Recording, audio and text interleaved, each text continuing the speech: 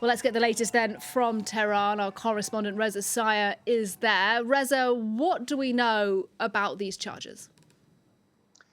Unfortunately, information about these two French citizens and the charges is very scant, very limited. In announcing the indictments today, state media, the judiciary did not release their names. All they said was these two French citizens have been charged with spying and charged with working against the national interest of the Islamic Republic of Iran. So a lot of questions, not many answers. Who are these two individuals? Authorities did not say. When and where were they arrested? Authorities did not say. Were they arrested in connection with a recent anti-government protest? Authorities simply did not say. In trying to figure out who these two French nationals are, we could try to connect the dots with events that happened last year. You may recall that in May of last year, authorities here in Iran arrested two French citizens, one of them a member of a leading, France's leading teachers union. Those two individuals were accused of trying to start riots. And later last year, in October, you'll recall the French Foreign Ministry condemned Iranian authorities for arresting 5 other French nationals and demanding their release.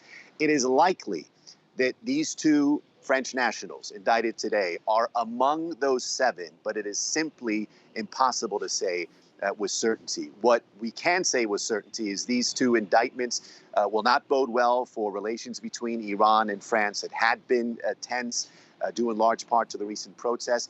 We should also add that the judiciary announced that a Belgian citizen was also indicted today on spying charges. The judiciary also said during the protests, 50 dual citizens and foreign nationals were arrested.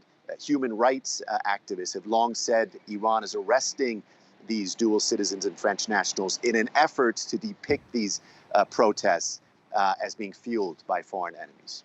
And just give us an update then, Reza, on the protest movement itself. It began over 3 months ago following the death of an Iranian Kurdish woman in police custody. To what extent are those protests still going on? Increasingly, there's indications that the protests, the street demonstrations are waning, decreasing. We're not seeing as many here in Tehran, not as many videos posted online, no reports of clashes recently and injuries and deaths. But that does not mean that these protesters and opponents of this government are done. They're still very active on social media, calling for demonstrations, providing updates on political prisoners, people who've been sentenced to death. So even if these protests are waning, there is no indication that the frustration and anger of many Iranians who've participated in the protests are doing the same. Reza Sayah in Tehran. Thanks very much.